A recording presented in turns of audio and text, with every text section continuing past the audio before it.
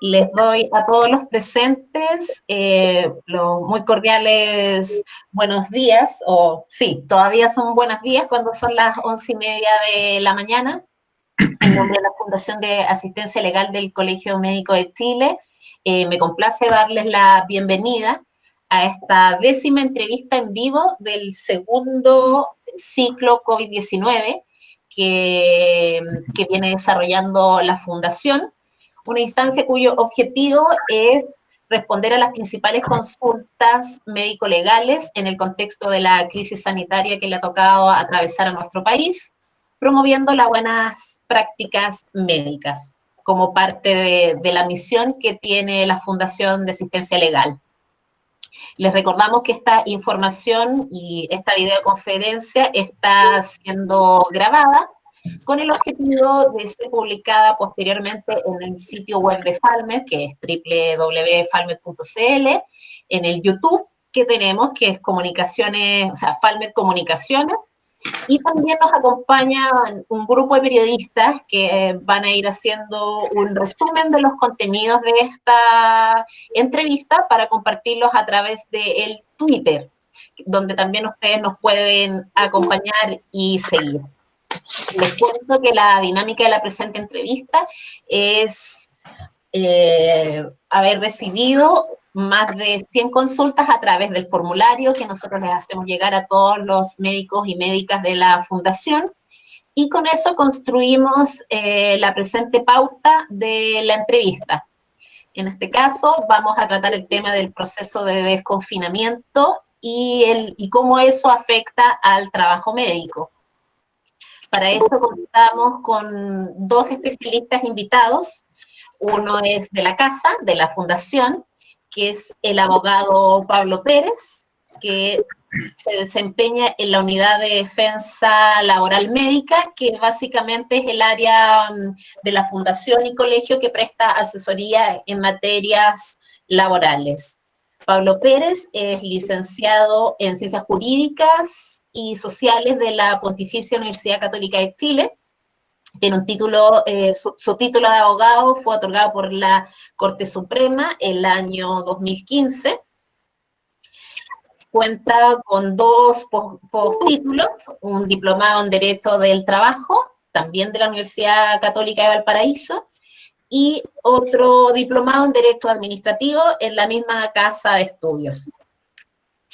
Y también tenemos como invitada especial, y como ya es una costumbre importante de nuestro ciclo, a una doctora especialista en la materia que vamos a tratar. Me refiero a la doctora María Inés Gómez. Ella es especialista en salud pública, cuenta con un magíster de la Universidad de Chile y también magíster en bioética de la Universidad Ramon Llull de Barcelona. Es conocida porque se desempeñó varios años como directora del Hospital Padre Hurtado, donde también fue gerente de calidad. Ha sido profesora del Centro de Bioética y del Centro de Epidemiología y Políticas de la Salud de la Universidad del Desarrollo. Fue miembro del Comité Ético Científico del Servicio de Salud Metropolitano Suroriente e integrante de la Comisión Ministerial de Ética de Investigación. Y también integrante del Comité de Salud Pública de CONASEM.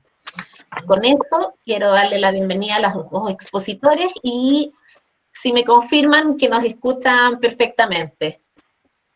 ¿Cómo estás, Pablo? Hola, Mariela, buenos días. Yo te escucho perfectamente, no sé si se escucha bien. Yo te escucho un poquito bajo, así que no sé si seré yo o... Hola, por acá Pedro Soto, periodista Falmed. Pablo, Mariela, lo escuchamos correctamente. Ah, soy yo, parece que lo escucho un poquito bajito. Doctora, ¿cómo está usted? Hola, buenos días. Yo lo escucho perfecto, no sé si ustedes me escuchan a mí. La escuchamos estupendo, doctora. Ya, gracias. Yo los escucho un poco bajo, así que debo tener yo un problema de los audífonos. Vamos a ver si los escucho un poco mejor así. Y bueno, como les contábamos, el día de hoy vamos a tratar el tema del proceso de desconfinamiento y trabajo médico, y a partir de las consultas recibidas establecimos una pauta de la entrevista.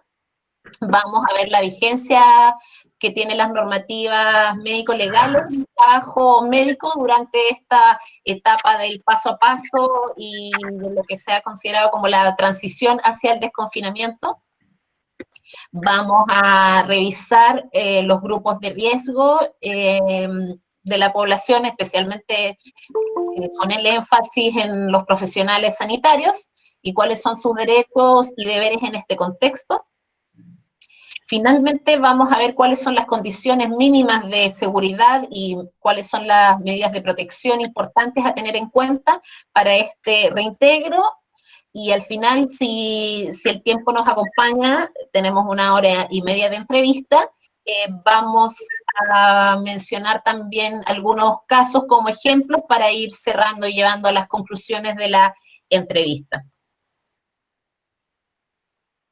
Así que bueno, vamos a comenzar la videoconferencia con el tema número 1. Les recuerdo también que cuentan con el chat en caso de que les quede alguna duda pendiente, y cualquier consulta que no haya sido, no la vayamos a exponer en la videoconferencia, pero que ustedes las hayan hecho llegar a través de los formularios, probablemente porque el tema puede haberse tratado durante otra entrevista. Sin embargo, les vamos a hacer llegar nuestras respuestas a través de correo electrónico de parte de los abogados. Lo mismo, cualquier consulta de chat que no alcance a ser respondida, vamos a derivarla como corresponde y responderla oportunamente. Habiendo dicho eso, entonces, partimos con el tema número 1, que es la vigencia de las normativas sobre el trabajo médico en tiempos de transición. Y quería darle primero la palabra al abogado Pablo Pérez, y con la consulta que recibimos del formulario. ¿De qué depende y cuándo se reinicia o se inicia la reincorporación al trabajo asistencial para los médicos y médicas? Pablo. Gracias, Mariela. Buenas tardes. Una salvedad previa. Si bien es cierto, todo el tema del plan de desconfinamiento denominado paso a paso, que tiene su origen en la resolución exenta 591 del 25 de julio del MinSal, del Ministerio de Salud, establece efectivamente un plan de retorno, pero establece un plan de retorno básicamente para actividades cotidianas o domésticas, ¿sí? Por lo tanto, todo lo relativo a los servicios públicos esenciales, dentro de los cuales está absolutamente comprendido el tema médico, no fue tocado mayormente por esa resolución, salvo en el punto 46 de la misma, en la cual se estableció la suspensión de las cirugías electivas o programadas, siempre y cuando no causen un grave daño al paciente. Razón por la cual el proceso de desconfinamiento en materia médica no está tratado específicamente por esta resolución exenta al MinSal, y por lo tanto se sigue la misma normativa que estaba vigente a la época de la dictación de esta resolución, vale decir, el decreto número 4 del MinSal, que decreta la alerta sanitaria y establece facultades extraordinarias para la Jefatura de Servicio, para la Subsecretaría de Salud Pública y de redes asistenciales, y también, de forma muy potente también, el oficio 429 del Registro Civil, que también establece una serie de facultades extraordinarias para las jefaturas de servicio. Por lo tanto, serán ellas, las jefaturas de servicio de los distintos hospitales, establecimientos médicos, las que irán a determinar, en particular, a través de actos administrativos fundados, cuándo será el proceso gradual de reincorporación de sus funcionarios. Muchas gracias, Pablo. Y a la doctora, la consulta es cuáles son las condiciones desde el punto de vista epidemiológico que determina este desconfinamiento. Hacemos la consulta en un marco que hemos recibido mucha preocupación de parte de los profesionales de la salud, que en algunos casos se han manifestado públicamente de la preocupación que tienen de este llamado de desconfinamiento frente a un temor de posibles rebrotes. Doctora, le doy la palabra. Bueno, buenos días en primer lugar, muchas gracias por la invitación. En primer lugar, recordar que este plan de desconfinamiento es un plan a nivel poblacional, como bien dijo Pablo, y que asume aspectos generales. pero que se basa en indicadores epidemiológicos de la red asistencial pública y privada y la trazabilidad para definir los niveles de avance. Por lo tanto, en relación a la pregunta, está basado en los indicadores epidemiológicos, es una estrategia gradual, y es una estrategia que puede volver atrás en caso de que los indicadores así lo aconsejen. Por lo tanto, no hay un plazo absolutamente establecido. Ahora, en relación a los indicadores son los que conocemos, que tienen que ver con la ocupación de las UCI regionales y nacionales, con la tasa de reproducción, o sea, el número de reproducción de casos, con un plazo determinado, con la tasa proyectada de casos y la positividad a nivel regional y a nivel nacional. De acuerdo al último informe de ayer, la positividad de los exámenes está en 8,3%, por lo tanto continúa disminuyendo. Esto desde la perspectiva global. Los indicadores con mayor o menor énfasis son los mismos que se han considerado en otros países que han iniciado desconfinamiento porque iniciaron la pandemia antes que nosotros. Ahora bien, a mí me gustaría hacer un pequeño comentario sobre la perspectiva del trabajo en salud ahora, que como bien dice Pablo, no está definido en estas normativas, y hacer algunas consideraciones sobre la lógica general que nos lleva al reintegro. Destacar este escenario epidemiológico que puede ser cambiante, que puede obligarnos a modificar lo planificado, y por otro lado, y que nos vamos a enfrentar a una situación en que vamos a seguir teniendo que atender casos COVID cuando se reabran los establecimientos, y a su vez empezar a retomar las actividades habituales en forma paulatina. Y dejar claro que este va a ser un escenario distinto al que teníamos antes. Ya no vamos a volver a lo mismo, implica que tenemos que tener una planificación muy responsable de las acciones, de la coordinación entre los establecimientos y una información muy adecuada tanto hacia el personal de salud como hacia la población en relación a qué opciones tiene para ser atendido y para poder acceder a los establecimientos.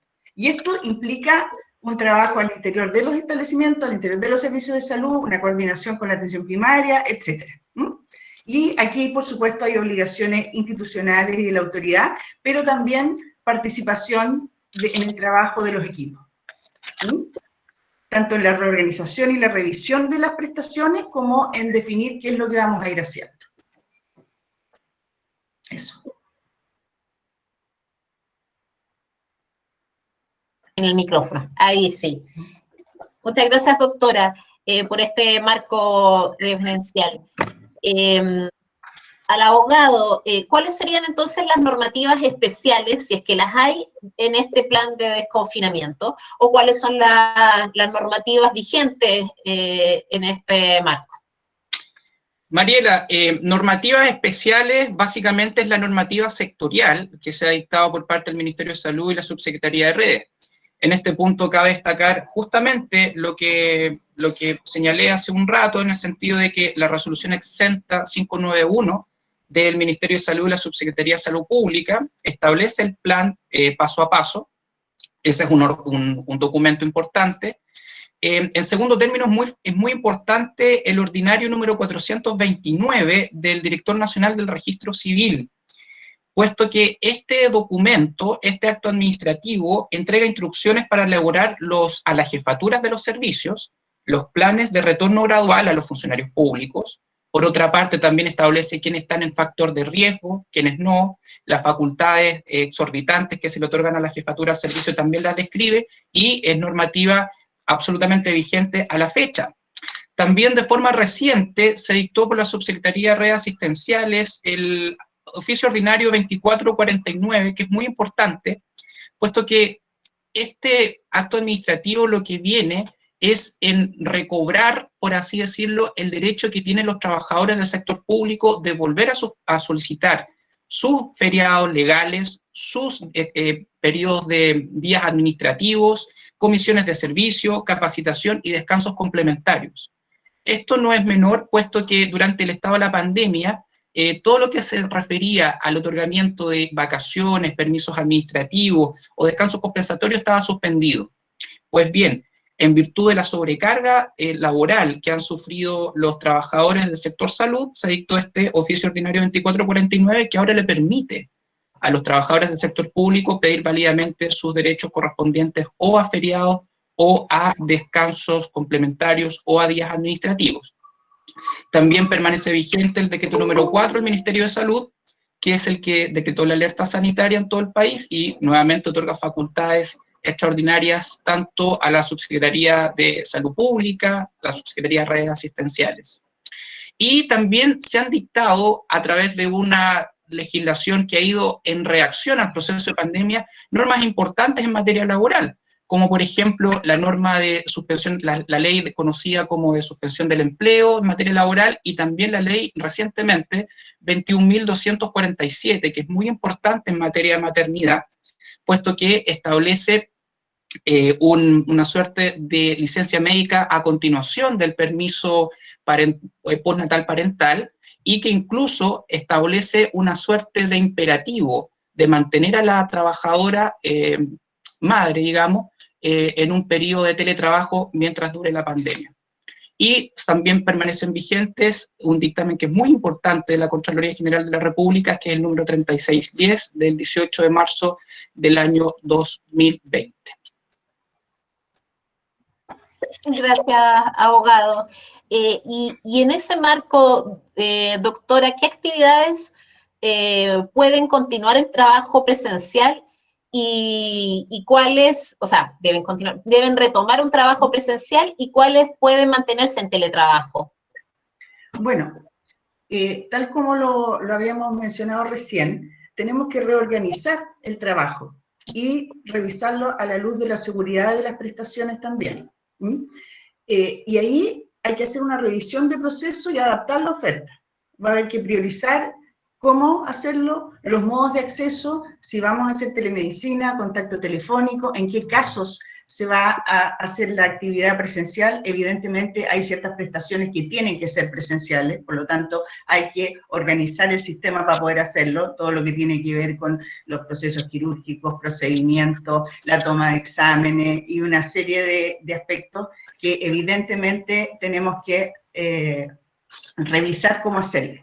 Ahora, en relación específica a la telemedicina, que aparentemente había muchas preguntas, es un recurso que nos permite dar continuidad a la atención, a respuesta a las necesidades de salud, y que ya estaba ejecutándose en muchos lugares, en algunos con mayor cantidad de prestaciones que en otros.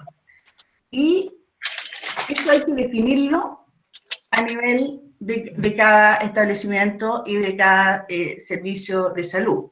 Hay especialidades que ya en forma regular desarrollaban actividades por telemedicina y eso va a continuar. Por ejemplo, dermatología, en algunos lugares nefrología, imágenes, etcétera. Hay una serie de cosas en el sector privado y una cantidad de actividades que se hacen vía telemedicina, pero esto, una cosa muy importante, tiene que ser formalizado y protocolizado.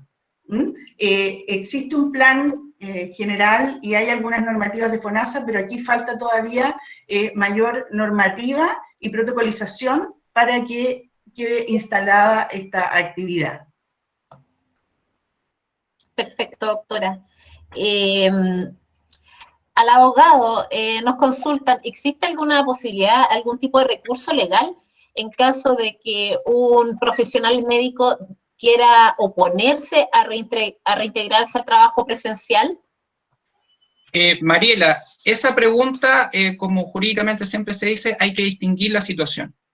En primer término, hay que señalar que, en principio, quienes tendrían un título suficiente para poder oponerse a una solicitud o una orden, más bien de reintegro de sus labores, son aquellos personajes que fueron decretados en virtud del oficio ordinario 429 como personal de riesgo, o personas de riesgo, vale decir, mayores de 70 años, mujeres embarazadas, trabajadores con diabetes o con enfermedades pulmonares, o a aquellos que también designen la jefatura del servicio respectiva. En ese caso, el funcionario que, estando en un grupo de riesgo, es llamado nuevamente a trabajar, si ese funcionario es público, se desempeña en el sistema público, le asiste obviamente el derecho a representación que contempla el artículo 62 del Estatuto Administrativo, porque estaría representando a su superioridad una orden ilegal, dado que estaría él en un grupo de riesgo que lo habilitaría para mantener, en virtud de la pandemia, el trabajo remoto. Ahora, una situación especial regula específicamente esta ley laboral que se dictó recientemente, que es la 21.247, puesto que esta normativa jurídica otorga el beneficio a la mujer embarazada que se encuentre trabajando, ¿cierto?, de durante el periodo de pandemia mantener el sistema de teletrabajo. Es más, la normativa respectiva habla de que el empleador propenderá, vale decir, realizará una actividad que tienda a mantener la situación de teletrabajo. Y por lo tanto, en ese caso, si es que no se le respetara a la mujer trabajadora, a la mujer embarazada, ¿cierto?, el teletrabajo también tendría derecho a accionar en virtud de esta ley 21.247. Bien, pero en general el derecho a representar del propio sistema público o esta situación especial de la ley 21.247 va a depender del título que tenga el trabajador, vale decir, personal de riesgo, mayor de 70 años, mujer embarazada, persona con diabetes o persona con alguna enfermedad respiratoria. Aquel trabajador que no estuviera en esos grupos de riesgo realmente está obligado a volver a sus funciones laborales. Pablo, y voy a aprovechar una consulta que recibimos del chat para reforzar algo que nos estabas diciendo, la importancia de distinguir, y qué pasa con los médicos que además de desempeñarse en el área pública, se desempeñan también en el área privada, y se les está pidiendo volver de forma presencial al sistema público. ¿Qué pueden hacer? ¿Pueden justificarse de alguna forma para rechazar y seguir haciendo su trabajo en el área privada? Sí, en materia privada hay que ver un punto muy importante. En la medida que el trabajador tenga una relación laboral formal con un empleador privado, a ese empleador le asiste, en virtud del artículo 184 del Código del Trabajo, dar todas las medidas de protección suficientes a su trabajador, sobre todo en materia de pandemia. Pues bien, aquel trabajador del sector privado que estime que le está ordenando reingresar a sus labores presenciales, pero sin las medidas de protección suficientes o necesarias, incluso tiene la posibilidad de accionar de tutela laboral en virtud del artículo 485 del Código del Trabajo, puesto que no se le estaría vulnerando en virtud de esa orden su derecho a la integridad física, inclusive psíquica de la persona. Entonces, ese trabajador del sector privado inclusive podría abordar la vía o de una tutela laboral o inclusive también, forzando las cosas y analizando bien el tema, inclusive un recurso de protección por violación de garantías constitucionales. Gracias, Mulo. Y mire, te la leo textual porque no está el caso que nos menciona. Dice, se puede rechazar la indicación de teletrabajo y mantenerse entonces de forma presencial en un servicio público en caso de necesitar mantenerse trabajando en el área privada. Perdón, no entendí bien, ¿me la puedes repetir, Mariela? La leo porque yo también tengo la duda si requiere quedarse en el público o en el privado. Si nos puede aclarar la doctora Martínez, la leo tal cual, el chat. Se puede rechazar la indicación de teletrabajo en un servicio público en caso de necesitar mantenerse trabajando en el área privada. Si la trabajadora se puede negar al teletrabajo, ¿esa es la pregunta? Dice si puede rechazar la indicación de teletrabajo, exactamente. No puede. Siendo funcionaria pública no puede. Primero porque todo el sistema público está estructurado bajo un sistema vertical de obediencia debida. Es una obligación funcionaria de cada servidor público el cumplir las órdenes de su jefatura. Y si se toma en consideración lo prescrito por el dictamen 3610 de la Contraloría General de la República, dice expresamente que todas las medidas alternativas de cumplimiento de la función laboral, que sean, por ejemplo, horarios diferidos o teletrabajo, son medidas que son absolutamente obligatorias para el servidor. Él no puede, en ese caso, negarse a esa situación impuesta por su jefe superior o el superior jerárquico. Gracias, Pablo. Doctora, ¿y cuál es el rol que tiene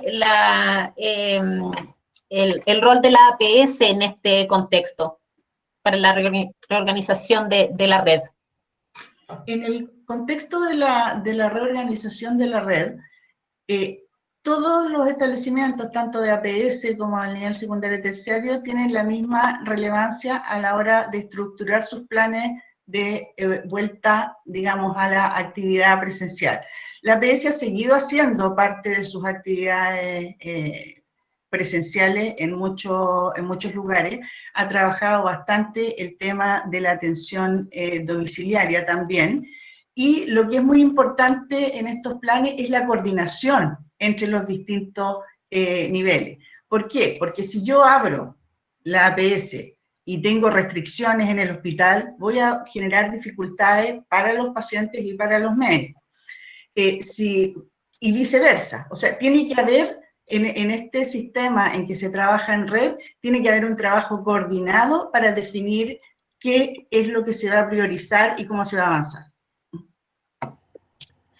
Doctora, y sigo con usted una consulta. ¿Cómo ha sido la experiencia en los países que ya han avanzado un poco más que nosotros, digamos, en esto del desconfinamiento? ¿Cómo ha impactado eso el trabajo, el trabajo de los médicos? Las consideraciones han sido las mismas. Las recomendaciones en términos de la reorganización y la revisión de la seguridad de las prestaciones, tanto para el personal de salud como para los pacientes, por supuesto, el reforzar la atención domiciliaria, el hacer revisión de procesos, adaptar la oferta, telemedicina, contacto telefónico, definir cuál es la mejor forma. En realidad ha sido las mismas reflexiones en distintos momentos y probablemente con algunas variaciones de acuerdo a los lugares donde se está realizando. Pero es una cosa de tiempos lo que nos ha ido tocando. Para pasar para pasar al segundo tema, no quiero dejar de leer una consulta del chat para el abogado. Si alguien nos pregunta, trabajo en consulta privada en Santiago Centro, si se desconfinara, ¿puedo trabajar en mi consulta? ¿Si se desconfinara? Si se desconfinara la zona de Santiago Centro. Sí, ¿Puede sí. tomar su trabajo como consulta particular? ¿Es consulta particular? ¿No está sujeto a un empleador? Dice trabajar en mi consulta. Ah, sí, desde luego. Esperamos, doctora, ahí haberle contestado. Y pasamos entonces a la segunda parte de la entrevista, donde vamos a profundizar sobre los grupos de riesgo y cuáles son los derechos y deberes de los médicos de estos grupos. Pablo, en el plan paso a paso, ¿están definidos en qué etapa pueden reintegrar los grupos de riesgos? Solamente se hace referencia en el plan paso a paso respecto a los grupos de riesgo a los adultos mayores. ¿Ya? Ellos originalmente estaban con una restricción de cuarentena absoluta, de poder salir a la calle. Después se estableció en virtud del estado de transición que podían salir algunos días en la semana, específicamente creo que los lunes, los jueves y los sábados, en un horario acotado de 2 horas, y después, según el estado de avance del desconfinamiento, pueden volver a hacerlo. Lo explico de otra forma. El plan paso a paso está regulado en 5 escalas o en 5 momentos, ¿cierto? El primer momento es el momento de la cuarentena, donde hay una limitación absoluta de desplazamiento. El segundo paso es la etapa de transición, que es mantener la cuarentena, pero solamente los días sábados, domingos y festivos, por lo tanto, habiendo libertad para poder desplazarse los días lunes, martes, miércoles, jueves y viernes. La tercera etapa es la de preparación, que es cuando básicamente se levanta la cuarentena y después las aperturas iniciales y las aperturas avanzadas, ¿ya? Acá, en este punto, básicamente la única diferencia es que las 2 primeras etapas, que son cuarentena y transición, hay una prohibición de salir, por así decirlo, o de mantención de cuarentena. Y a partir de la tercera etapa, que es de preparación, y después, obviamente, la apertura inicial y la apertura avanzada, los adultos mayores, por ejemplo, pueden reincorporarse y pueden volver a salir libremente. pero eso es en respecto al grupo de riesgo que mayoritariamente toca y trata la resolución exenta 591, que son los mayores de 75 años de edad. Gracias, Pablo. Y doctora, ¿usted nos puede refrescar un poco la memoria y contarnos cuáles son los profesionales de la salud que se entienden parte de estos grupos de riesgo y que tendrían una justificación, digamos, para seguir con el trabajo de forma no presencial? Sí, eso está definido por la autoridad sanitaria y está en este ordinario del servicio civil que ha mencionado Pablo anteriormente. Y los grupos de riesgo que deben permanecer en su domicilio son los mayores de 70 años y las embarazadas. Y luego agrega los inmunodeprimidos, personas con enfermedades cardíacas o pulmonares, diabéticos, y aquellos que el jefe superior de servicio defina. Pero en estos casos se requiere, digamos, un acto administrativo que defina que esas personas pueden permanecer en su domicilio, pero sigue estando vigente. ¿Mm? Perfecto. Y Pablo, ¿y qué pasa con las mujeres embarazadas? Recibimos muchas consultas si ellas están obligadas a volver al trabajo presencial. No, Mariela, las mujeres embarazadas, expresamente por el mismo acto administrativo que citó la doctora, que es el 429 del registro civil, están contempladas de forma expresa como personal de riesgo. Ellas no deben volver. Y además refuerza esa posición, lo señalado en el artículo 202, letra E del Código del Trabajo, que es la norma jurídica englobada dentro del universo de protecciones a las normas de maternidad que son de forma, que tienen una aplicación universal, tanto al sistema público como al sistema privado, que durante el embarazo se prohíben determinados trabajos a la mujer embarazada, valga la redundancia, y uno de ellos es la posibilidad que la autoridad competente declare inconveniente para el estado de la gravidez. O sea, por una parte ya tenemos el hecho de que el instructivo 429 declara expresamente a la mujer embarazada como personal de riesgo que no debe volver a sus funciones mientras no se levante la pandemia, o no debería volver a sus funciones, y también lo prescrito en el artículo 202, letra E del Código del Trabajo, donde es la autoridad competente la que puede decretar la inconveniencia de el trabajo de la mujer o del retorno de la mujer. ¿Ya? Y esto es importante porque toda la normativa que se ha dictado en materia de COVID le otorga facultades muy cuantiosas, muy exorbitantes, por así decirlo, las jefaturas de servicio. Entonces, más allá del instructivo presidencial o del instructivo del registro civil, está la posibilidad de que el propio jefe de servicio declare la inconveniencia, expresamente fundado en el artículo 102 de letra E del Código del Trabajo, del retorno de la mujer embarazada. Perfecto, Pablo. Pero, ¿y qué pasa? Tenemos muchas situaciones que escapan, digamos, de la situación, y me gustaría, si puede ser como bien clarito en el sentido de que son solo los grupos de riesgo los que tienen como el permiso de no reintegrarse en caso de servicio público. En ese caso, Mariela, y retomando lo que dije anteriormente, en principio son las personas que ha señalado la doctora Gómez con anterioridad, vale decir mayores de 70 años, embarazadas, diabetes, enfermedades pulmonares, inmunodeprimidos, ¿ya? Pero aquí está el punto, volviendo a la génesis de todo el tema de cómo la administración del Estado ha abordado el tema COVID, también pueden agregarse a ese trabajo no presencial aquellos que el jefe de servicio determine de forma unilateral. Obviamente tiene que tener parámetros objetivos de comparación o parámetros objetivos para poder beneficiar con ese no retorno a determinados funcionarios que no estén en este listado estrecho. Pero, por ejemplo, el mismo oficio 429 otorga algunas luces. Por ejemplo, personas que vivan con personas que se encuentran dentro de los grupos de riesgo.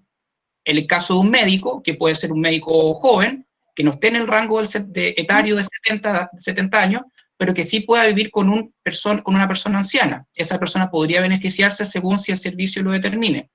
Quienes se encuentran al cuidado de adultos mayores no valentes, o quienes se encuentran al cuidado de niños y jóvenes en edad escolar, también podría considerarse esa situación. Pero en esos casos que no están expresamente contemplados, va a quedar discrecionalmente según la voluntad del jefe de servicio. O sea, en resumen, en principio, son los personajes y las personas que se señaló por la doctora Gómez, pero se pueden ampliar según lo determine la jefatura de servicio respectiva.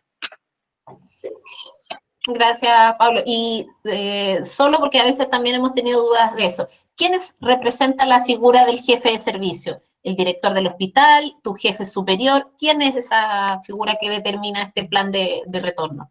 En general se utiliza un concepto amplio, no necesariamente tiene que ser podría ser el jefe, o sea, evidentemente si uno piensa en el jefe de servicio, está pensando en el jefe de un servicio de salud, está pensando, por ejemplo, en el jefe de un hospital, pero también podría entenderse que es un jefe, digamos, que no responda a estas dos lógicas, pero la regla general es que corresponda a la autoridad máxima o del hospital o del servicio de salud respectivo. Gracias. Doctora, ¿y cuáles serían estas condiciones de seguridad mínimas requeridas para retornar a un trabajo seguro? ¿Existen estas condiciones de seguridad mínima? ¿Cómo se pueden protocolizar? Mira, el objetivo es reiniciar progresivamente en un contexto seguro para los pacientes y para los funcionarios. Las condiciones nos tienen que permitir prevenir exposiciones laborales, disminuir el número de contactos, ¿no es cierto? Todo lo que se ha trabajado durante la pandemia. Ahora, existen en los establecimientos, tanto públicos como privados, ¿no es cierto?, planes de calidad y seguridad del paciente que están en ejecución y esos siguen estando vigentes y deben ser cumplidos. Pero me gustaría hacer énfasis en algunos aspectos, como es la existencia de protocolos, que muchos de ellos existen y otros habrá que modificarlos probablemente o crear algunos especiales en relación a estas modificaciones que decíamos que había que hacer de las formas de atender.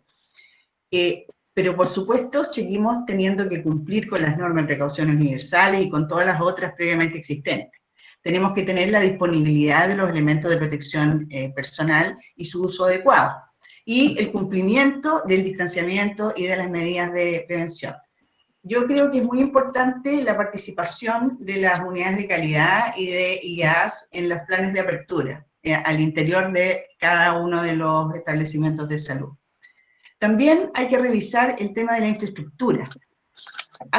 Cuando reabramos la atención, ¿cuántas personas pueden estar en un determinado lugar físico, en una sala de espera? Tendremos que tener acceso diferenciado, cómo vamos a tener las áreas de atención de público. Todos esos son elementos que tienen que ver con la seguridad.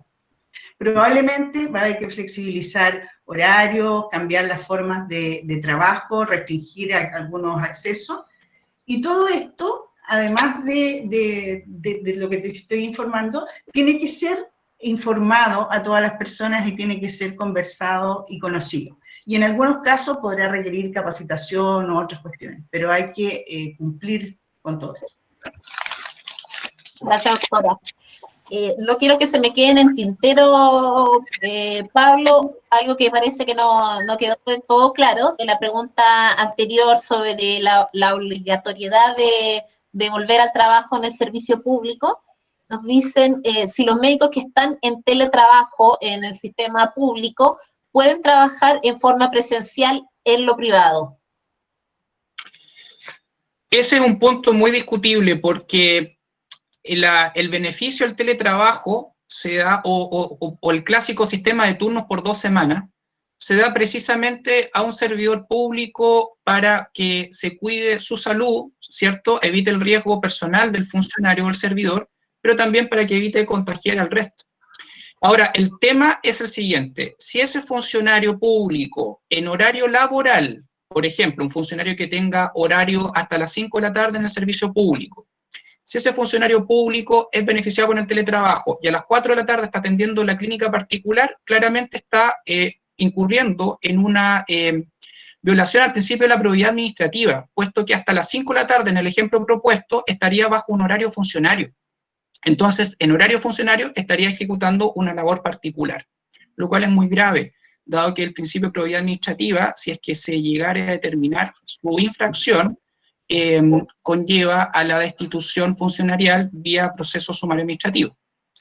¿Ya? Ahora, si la atención se realiza fuera de ese horario, fuera del horario funcionarial, también es discutible, puesto que la génesis del beneficio del trabajo no presencial o teletrabajo es precisamente resguardar la salud del trabajador y evitar su contagio, tanto para él como para el resto de la población usuaria. Entonces, si bien es cierto, la situación no está zanjada expresamente, e incluso la Ley General de Bases Generales de la Administración del Estado establece que fuera su horario funcionarial, un trabajador o servidor público puede servir una actividad particular, el actual estado de excepción constitucional de catástrofe por la pandemia, creo yo, que implicaría o obligaría a ese servidor a no atender una consulta particular fuera de, o violando en este caso el permiso de teletrabajo o el permiso de de eximirse del cumplimiento de la jornada horaria en el servicio público. Gracias, Pedro Pablo. Pedro Pablo, te cambié el nombre, Pablo. Disculpa. Doctora, claro, recibimos muchas preguntas súper particulares por distintos tipos de diagnósticos. Por ejemplo, casos de médicos que tienen diabetes tipo 2 y están en trabajo. ¿Qué pasa con el trabajo presencial? Médicos con patología de cáncer ya tratados, crónicos. Por ejemplo, alguien tenía EPOC y preguntaba si podía volver al trabajo normal. ¿Nos podría usted reiterar y reforzar entonces cuál es el criterio? Yo diría que el criterio es el que hemos planteado anteriormente, tanto Pablo como yo, en el sentido de que está definido que aquellas personas que pueden permanecer en aislamiento domiciliario son las embarazadas y los mayores de 70 años, y que se mencionan varias condiciones crónicas en las cuales el jefe superior del servicio podría también decretarlo, ¿no es cierto? Pero cada situación particular habrá que analizarla en el caso particular, sobre todo si son diagnósticos que no están contemplados en esta normativa. Perfecto. Los médicos de riesgo por edad mayores de 70 años, que tienen además a su cuidado un adulto mayor con una discapacidad parcial, Pablo, ¿deben reintegrarse a atención presencial desde ya o habrá alguna indicación especial para ello? No deberían, porque ahí se... ¿Sí? Dale. Yo creo, Mariela, que en ese caso no deberían, porque en primer término, ese caso propuesto ya es un médico que está en factor de riesgo por ser mayor de 70 años. Y además hay un eventual segundo factor de riesgo que lo detalla precisamente el ordinario 429, que es estar al cuidado o tener al cuidado a personas que se encuentren en esa situación de adultos mayores no valentes. Entonces, en cierta forma, ese médico cumpliría una suerte de doble factor de riesgo que haría del todo inconveniente su reincorporación a sus funciones laborales presenciales. Perfecto, pero si el médico no cumpliera el factor de riesgo de la edad, fuera un médico más joven, pero que está al cuidado de una persona que sí tiene mayor riesgo de contraer COVID, ¿puede apelar entonces a su superior, digamos? Ver si, porque no tiene como derecho, digamos, el ausentarse porque no es parte de un grupo de riesgo. Lo que tú estás señalando, Mariela, justamente lo contempla también el ordinario 429. Es un factor a considerar, desde luego, que un médico, por así decirlo, joven, tenga a su cuidado un adulto mayor o un adulto mayor no valente o alguna persona del grupo de riesgo. Entonces, en ese caso, analizando los antecedentes, el jefe superior del servicio podría tener este dato objetivo para poder beneficiarlo con el trabajo a distancia o teletrabajo. Es un factor a considerar potente por parte del jefe del servicio. Pero en este caso queda, nuevamente lo indico, a discreción de la autoridad. Él va a ser el que va determinando el caso concreto, beneficiar o no con teletrabajo a ese trabajador o a ese médico. Gracias, Pablo. Hay varias consultas que estamos recibiendo en el chat, un montón de casos muy específicos. Vamos a hacer todo el esfuerzo por integrarlas al final de las preguntas que recibimos, digamos, a través del formulario, y sin perjuicio de ello, dejarles claro que todo esto se está grabando, lo que está en el chat va a ser, si no alcanzamos a hacerlo en vivo, va a ser respondido a través de correo electrónico. Siguiendo con eso, ya queremos pasar a las condiciones de reintegro, doctora. ¿Cuál sería el mejor programa de reintegro considerando una eventual segunda ola de COVID? el plan de reintegro de inicio tiene que considerar que eventualmente puede haber otra ola. Por lo tanto, lo que planteamos previamente sigue siendo válido, ya que frente a eventuales cambios en la situación epidemiológica se puede volver atrás a etapas anteriores.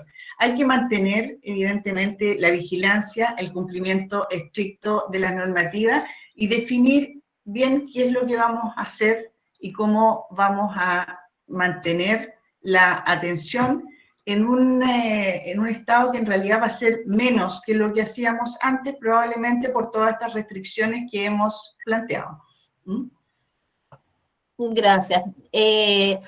Abogado, ¿existirá un plan de devolución del tiempo destinado a la cuarentena preventiva por ser factor de riesgo? ¿Tiene que devolver esas horas los médicos? No, no lo tiene que devolver bajo ningún respecto, puesto que toda la situación de pandemia responde a lo que jurídicamente se conoce como caso fortuito, vale decir, un hecho absolutamente imposible de resistir o de prever.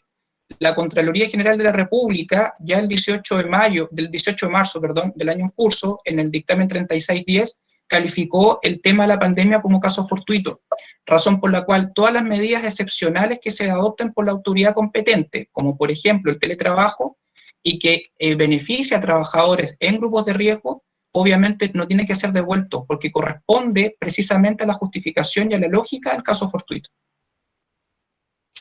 Y nos consultan, siguiendo en esa línea de preocupación, ¿este tiempo fuera de trabajo presencial puede alterar el futuro contrato en el servicio de salud?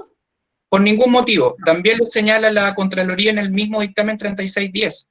Establece que todo lo relativo al beneficio del teletrabajo, trabajo a distancia o al eximirse el cumplimiento de la jornada presencial horaria, evidentemente tiene que ser remunerado justamente por lo que acabo de señalar con anterioridad, por el caso fortuito. No es algo que buscó el trabajador, no es algo que buscó el funcionario o el servidor público, es algo que fue imposible resistir.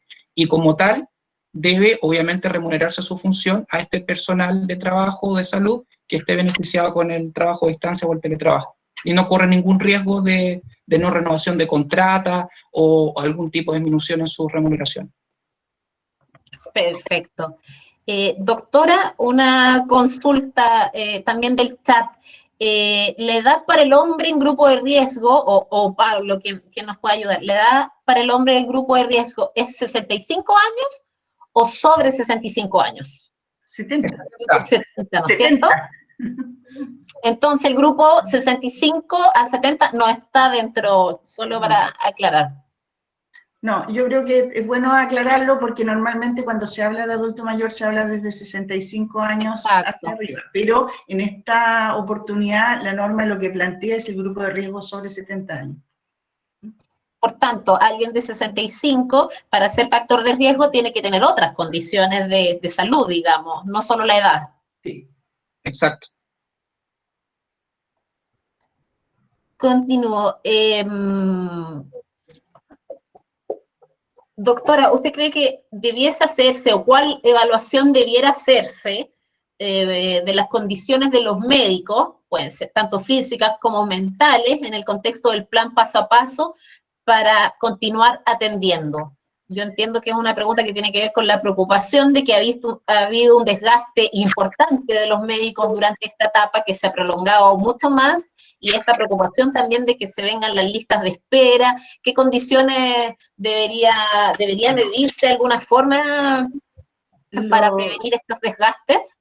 A mí me parece que hay que implementar el plan paso a paso en las condiciones generales y ir avanzando en la medida que se nos vayan presentando las situaciones. Y en los casos personales o personas que tengan problemas de salud o que requieran apoyo, dar los apoyos que correspondan. Y esto tiene que ser extensivo a todo el personal de salud que ha estado trabajando. Ahora, probablemente hay ciertas áreas en que las personas evidentemente van a requerir muchos más apoyos o evaluaciones para poder continuar con el trabajo.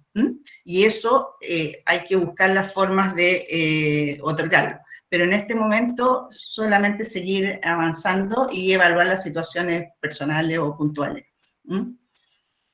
Gracias, doctora. En otras entrevistas hemos mencionado también que hay muchas otras tareas a veces administrativas que a veces también pueden ser un aporte desde el teletrabajo, digamos, porque el sistema no está solo sostenido entre quienes están ahí en la operativa misma, sino que hay otros roles que también pueden ser un aporte para alivianar la recarga laboral que sin duda les ha tocado a los profesionales de la salud.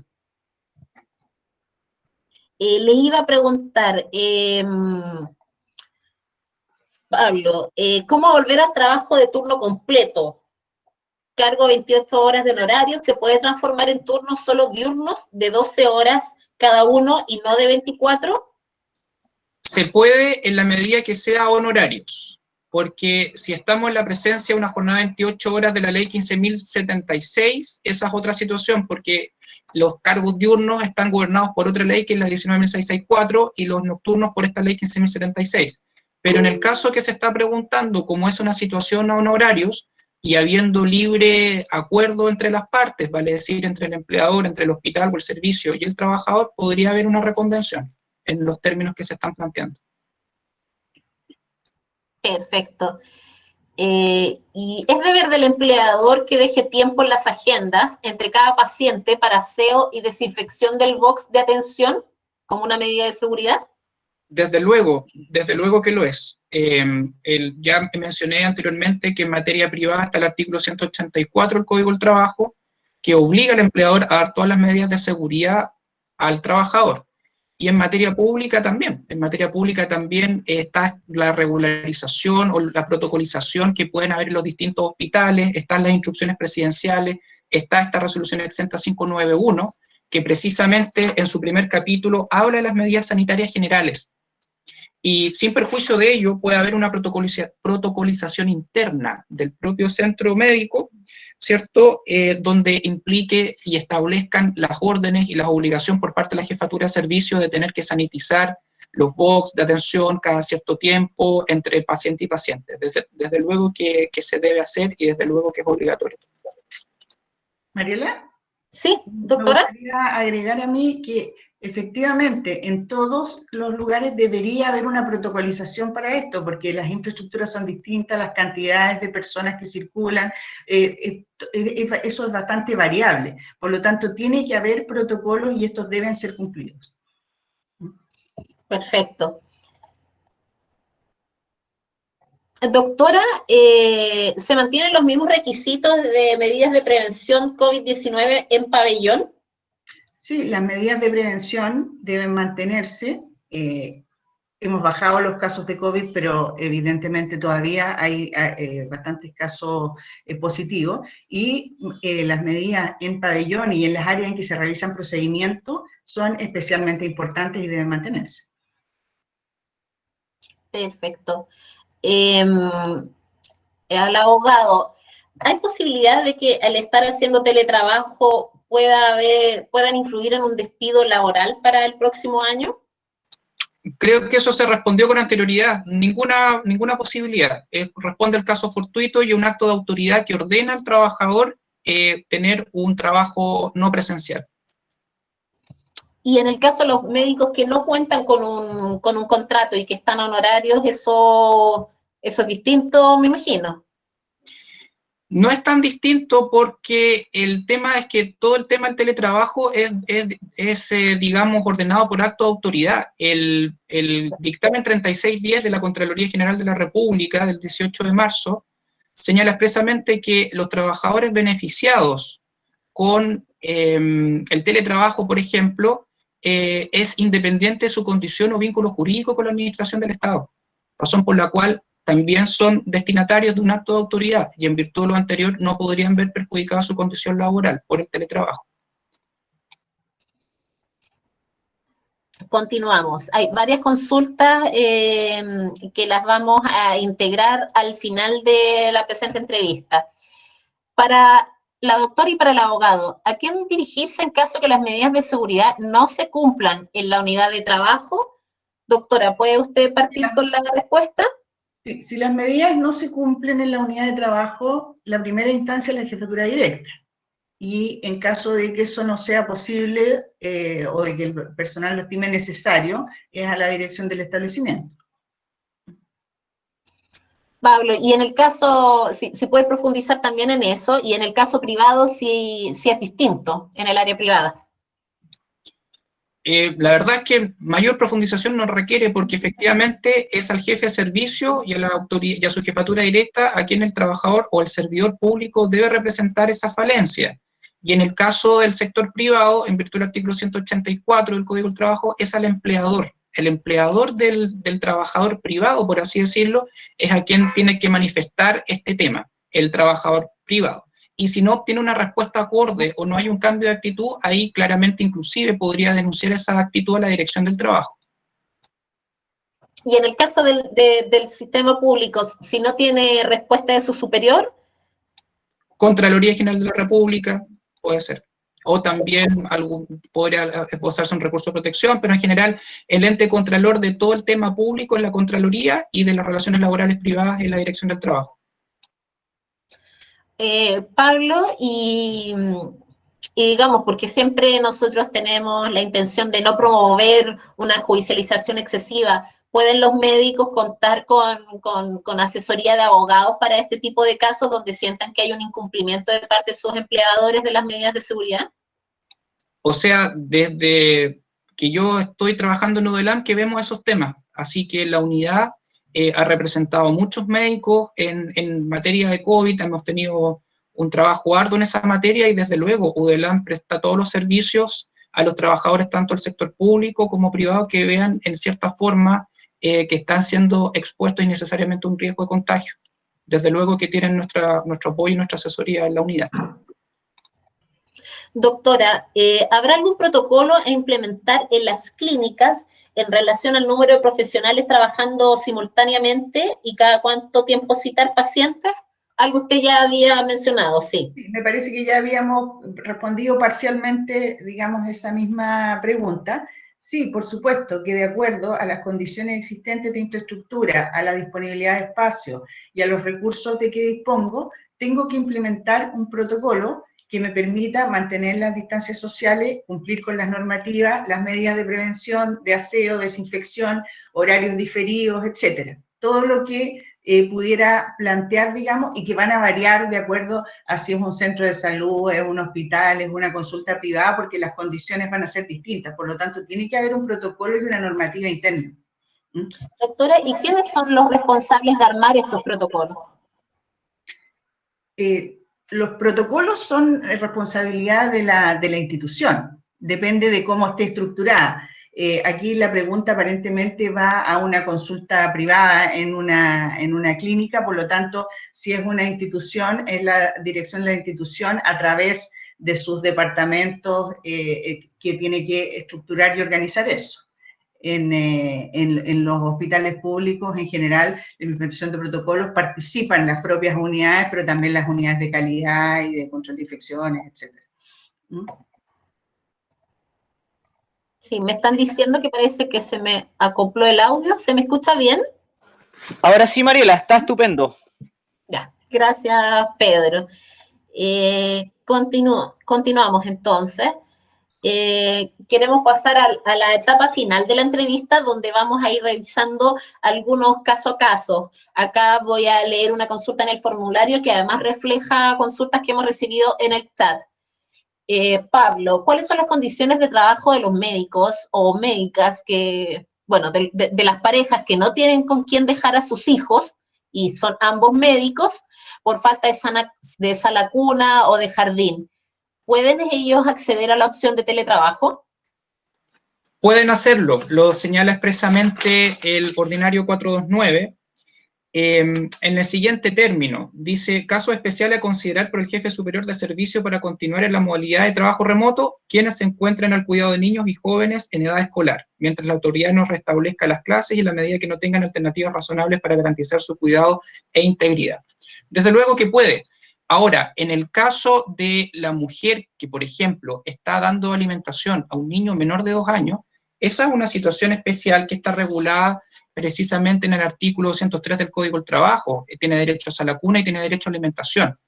Y incluso en reciente dictamen de la Contraloría General de la República, el ente contralor ha establecido que esa trabajadora debe permanecer en teletrabajo o incluso, por ejemplo, respecto al beneficio Sala Cuna, puede inclusive ser beneficiaria de un bono a Sala Cuna. Entonces, hay alternativas, en un primer caso más o menos obligatorio, si estamos entre la figura de la madre de un niño menor de 2 años, puesto que en ese caso le asiste el derecho a la cuna y le asiste el derecho de alimentación, y en el caso que sean niños mayores de 2 años, pero menores de edad, va a quedar a criterio del servicio, del jefe de servicio, pero con la añadidura de que corresponde a un caso expresamente regulado en el oficio 429, como un caso probable de otorgamiento de trabajo remoto. Perfecto. Doctora, ¿qué pasa con los feriados legales en el paso a paso y los días administrativos? Doctora o Pablo. Eso está regulado, Mariela, en el reciente oficio 2449 de la Subsecretaría de Redes Asistenciales. Es de fecha 4 de agosto del 2020 y por lo tanto es muy reciente. Y como en su momento señalé, este oficio otorga ahora el derecho a los trabajadores de la salud de volver a solicitar nuevamente los descansos compensatorios, vacaciones o feriados legales y días administrativos, porque en su momento, durante el origen y durante el principio de la pandemia, esos beneficios estuvieron suspendidos. Ahora, por expreso acto administrativo de la Subsecretaría de Redes Asistenciales, se vuelve a levantar, por así decirlo, esta suspensión temporal de estos beneficios y los trabajadores pueden volver a pedirlo. Ahora, no hay que perder de vista que me imagino que muchos trabajadores van a ir a la vez a pedir estos permisos o estas vacaciones. Y en ese sentido, el criterio que va a tener que tener en cuenta la jefatura de servicio es, obviamente, el correcto funcionamiento del servicio y la continuidad del servicio público. Pero ahora, a partir de este ordinario 2449, pueden volver a solicitar regularmente sus vacaciones y sus permisos administrativos. Doctora, ¿qué cree usted que responde a esta necesidad de recuperar en este contexto los feriados? Los feriados legales, como bien dijo el abogado, están permitidos, siempre han estado, pero ahora la resolución los acaba de decir que se pueden pedir.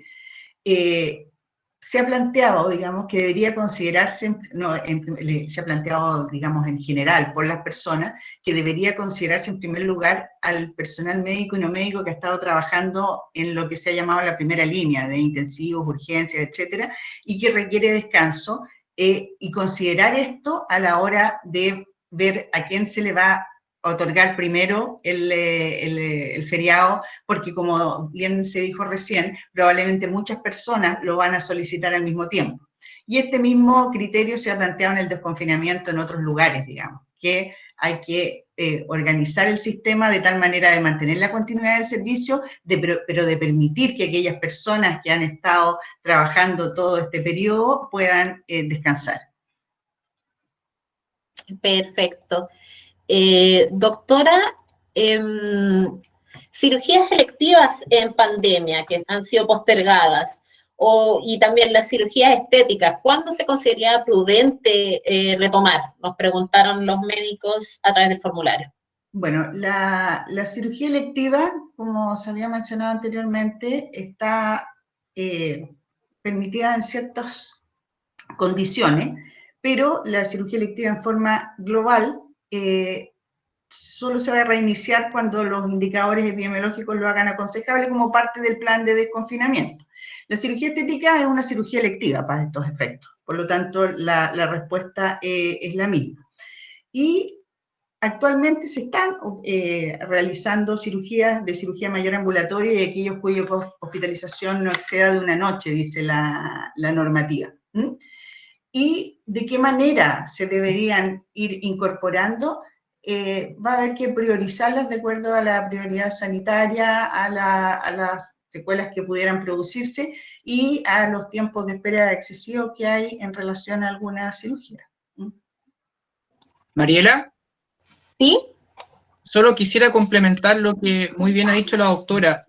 Este punto también lo regula de forma expresa el punto 47 de la resolución exenta 591 del Ministerio de Salud, que establece que a propósito de la suspensión de este tipo de operaciones o intervenciones quirúrgicas, estas suspensiones tendrán el carácter de indefinido hasta que las condiciones epidemiológicas permitan su suspensión. Ok, gracias. Nos llegó hace un ratito la siguiente consulta. ¿El jefe de servicio puede obligar a hacer uso de vacaciones legales durante el confinamiento por ser empleado con factores de riesgo, en especial en el embarazo? ¿Imponer las fechas de uso del mismo? ¿Puede hacer eso el jefe de servicio? Eso es algo discutible, porque por una parte estaríamos en ese escenario frente teóricamente a una obligación de acatar, por así decirlo, por parte del funcionario, pero no es menos cierto que el derecho a vacación legal o el derecho a descanso legal es un derecho al trabajador. Teóricamente no se le podría imponer, pero lamentablemente por estar en esta situación de catástrofe, de este estado de pandemia y este estado de excepción constitucional, podría hacerse esa figura, podría obligarse. Entiendo. Otra consulta. Los que estamos en teletrabajo con respaldo de resolución del servicio, ¿debemos esperar una resolución para retornar al trabajo presencial o bastaría una orden simple de la jefatura? Eso hay que analizarlo muy bien en caso concreto, Mariela.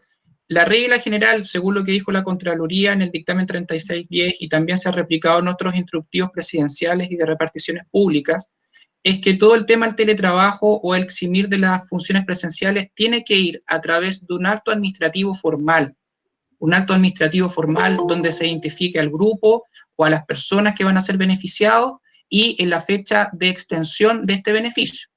Por lo tanto, si hay que distinguir, si es que ese acto administrativo que confirió teletrabajo tiene una fecha de culminación, la regla general es que, obviamente, al término de esa fecha, el trabajador se reincorpore. De lo contrario, si el teletrabajo fue otorgado con carácter indefinido y sin acotar una fecha en particular, debiera dictarse nuevamente un acto administrativo que ordenara la reincorporación del trabajador o del funcionario servidor público. ¿Saben que se mantiene un poco la consulta respecto al factor de riesgo de los médicos que superan los 65 años? Nos ejemplifican médicos de sobre 67 años que los han mandado a la casa como grupo de riesgo, sin tener los 70, digamos, pero que nosotros les estamos diciendo que tienen que tener los 70. No sé, Pablo, si lo puedes como aclarar. Después, Sí, doctor, también si es quiere tomar la palabra.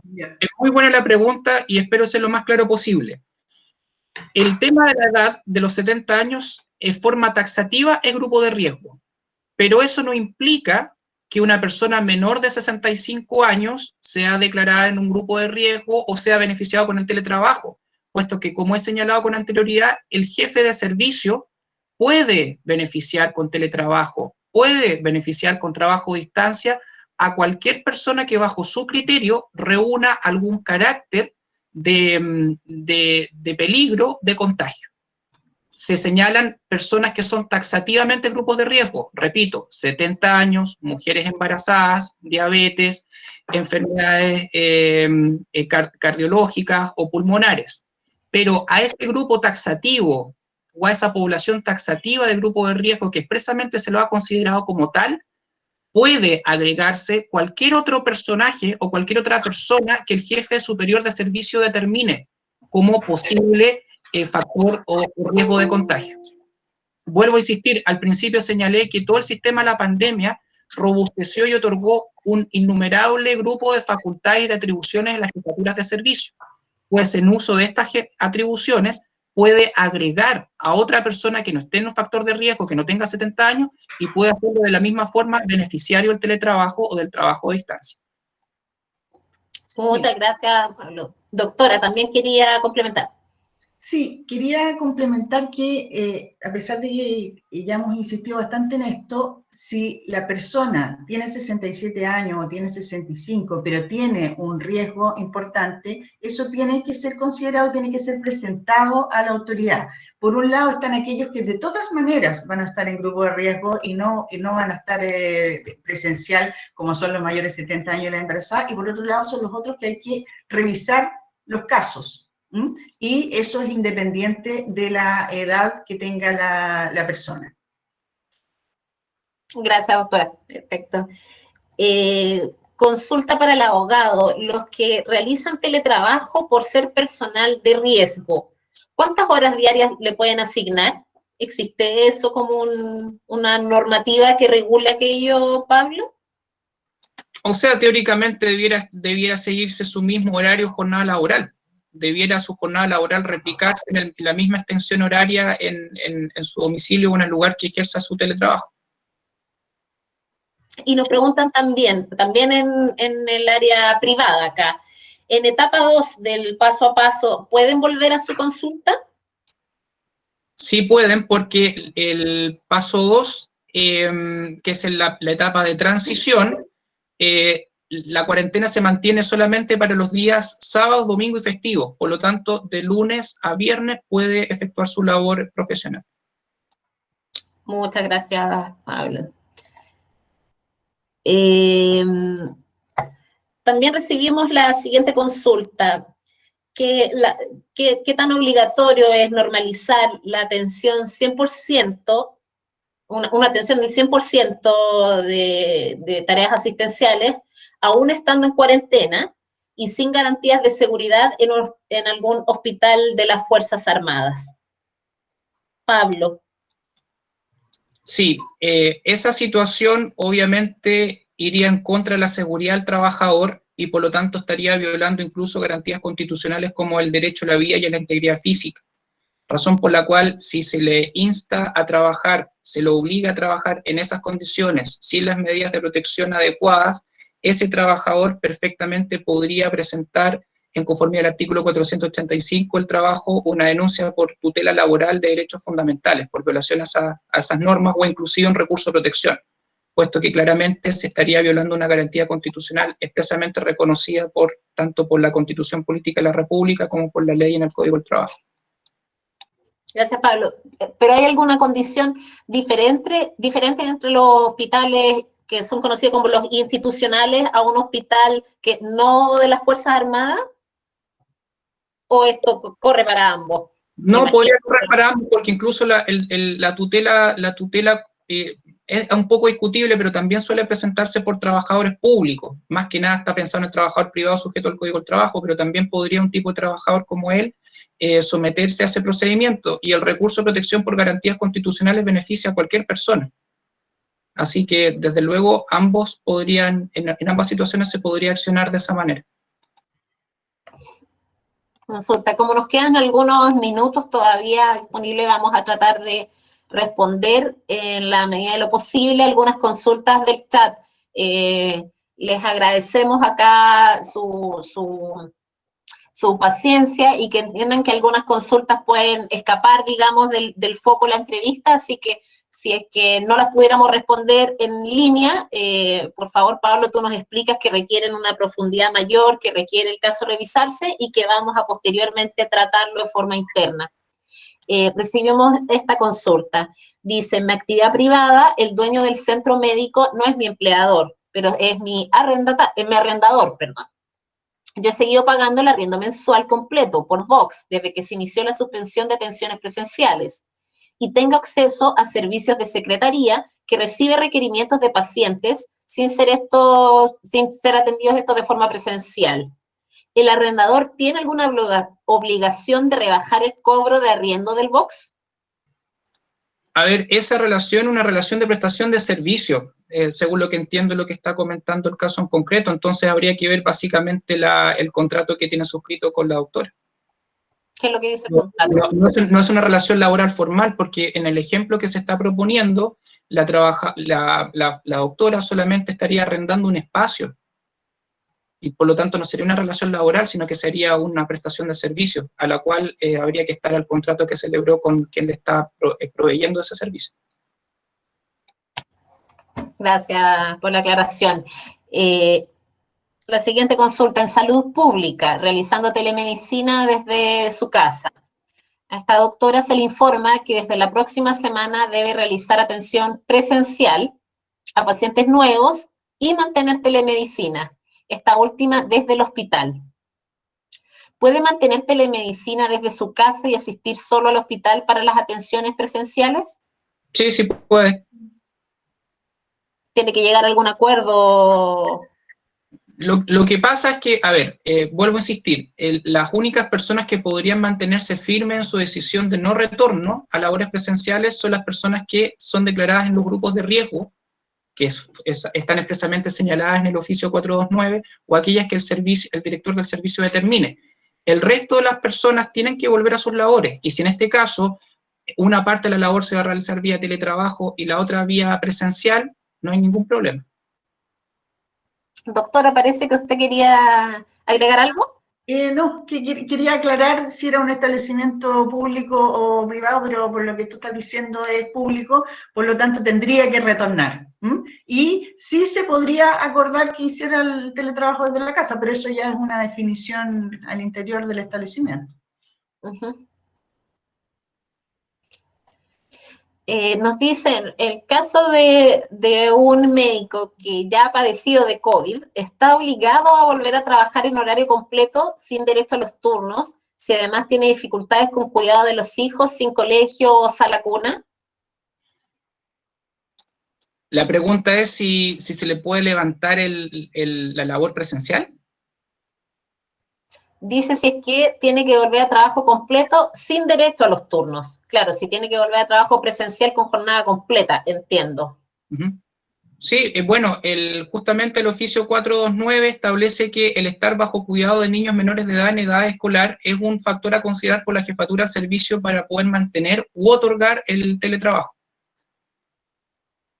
Pablo, y este derecho, no sé si es derecho, las residencias sanitarias son una posibilidad, depende ahí de la jefatura, si algún médico tiene acceso a acceder a alguna residencia sanitaria para no exponer a su familia.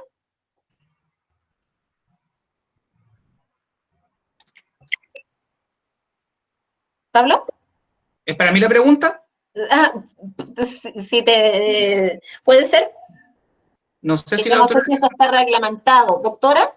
Sí, que yo no me quedó suficientemente claro si la situación que ahí se plantea es como para pensar en una residencia sanitaria, porque es una persona que, por lo que entiendo, tuvo COVID, pero ya está bien, y el tema que está planteando tiene que ver con el reintegro laboral y la condición de estar cuidando a los niños menores, por lo tanto no aplicaría. ¿Y qué condiciones en qué condiciones sí aplica, doctora? Lo que pasa es que en general a las residencias se lleva a las personas que no pueden hacer el aislamiento en su casa. Y en este caso lo que estamos planteando es un tema posterior a, digamos, a haber tenido COVID, haber sido dado de alta, según entiendo, y tener un problema, digamos, con el retorno al trabajo, que no tiene que ver con eso. En consulta privada, nos consultan por el chat, en la consulta privada respecto a una secretaria con factores de riesgo permanentes, no es el médico el que tiene no es la población de riesgo, es la profesional secretaria, como diabetes, mellitus o hipertensión arterial. ¿Existe opción de permanecer dispensada por lapso muy prolongado, por ejemplo, 1 año, de permanecer sin asistir al trabajo? ¿El médico es el empleador? Yo creo que por eso no lo consultan, no lo especifica la verdad. Suponiendo que el médico es empleador y tiene a su cargo la secretaria. Y si tiene un contrato de trabajo y una relación laboral, efectivamente es del médico el cargo de darle protección al trabajador, en virtud del artículo 184. Perfecto. Sí, bueno, continúa aquí diciendo, para este caso, y ante la necesidad del profesional de estar obligado a trabajar con secretaria, el médico requiere esta secretaria, dice, ¿puede desvincular en acuerdo a la norma legal de desvinculación parcial? ¿Someterse a la ley de protección al empleo y suspender sus funciones? Eso entiendo, sí. Es un acuerdo que puede celebrarse entre el trabajador y el empleador. Perfectamente podría someterse a una suspensión en el empleo bajo esa lógica. Gracias, Pablo. Un médico dice, no estoy en grupo directo de riesgo, pero tengo familiar que vive conmigo en tratamiento inmunosupresor. Hasta ahora he trabajado sin diferenciación en la misma modalidad de mis colegas, de igual especialidad, una semana en trabajo hospitalario y en ausencia preventiva. Si se me indicara retorno a atenciones de pacientes presenciales, ¿estoy obligado a realizar esas atenciones si mi condición familiar no ha cambiado? Es decir, ¿sigo viviendo con una persona con inmunosupresión? En principio sí, pero esto ya también fue respondido anteriormente. La situación que narra el doctor es una situación de caso probable de teletrabajo, que va a tener que considerar el jefe de servicio respectivo. Si bien es cierto, la situación que narra el doctor, él no está en un grupo de riesgo, sí está conviviendo o sí vive con personas que se encuentran en un grupo de riesgo. Y este es lo que se denomina caso especial a considerar por el jefe superior del servicio para continuar en la modalidad de trabajo remoto. Por lo tanto, a la pregunta, si es que él es obligado a volver, él podría representar esta decisión o podría hacer una presentación aduciendo que en conformidad al ordinario 429, él presenta una situación a ser considerada por parte de la jefatura del servicio para que sea beneficiado con el trabajo remoto o el teletrabajo. Pablo, y las situaciones al revés, en el grupo de los asistentes permanentes, y lo cual agradecemos del ciclo, tenemos muchos médicos que ya están en una edad aún mayor, digamos, de los 70. Estamos hablando de, en este caso, un médico que dice que tiene 84 años, y él, en su caso, quiere volver a trabajar. A pesar de que está en el grupo de riesgo, quiere volver a trabajar. ¿Su jefatura de servicio lo puede recibir o se puede negar a recibirlo? No, también lo dije anteriormente, si fue beneficiado siendo un grupo de riesgo directo por su edad y fue beneficiado con el teletrabajo, tiene que estar a la decisión de la autoridad, no puede volver.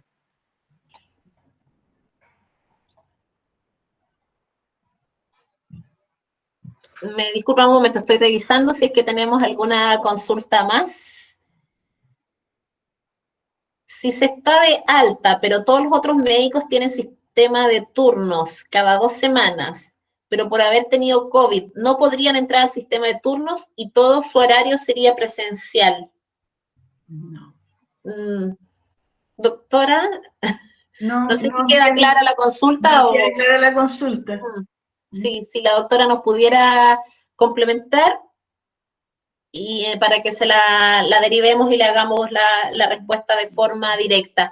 Hay una consulta que nos hacen sobre normativa legal de videoconsulta, pero les quería pedir ahí que nos tengan la paciencia. Nosotros hemos tratado el tema de la telemedicina en profundidad y lo vamos a volver a tomar probablemente la próxima semana, pero en algunas semanas más vamos a hablar en general de las nuevas formas de trabajo en que nos desafía la pandemia.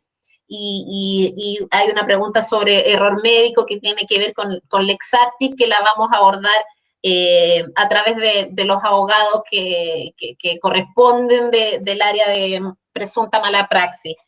Así que,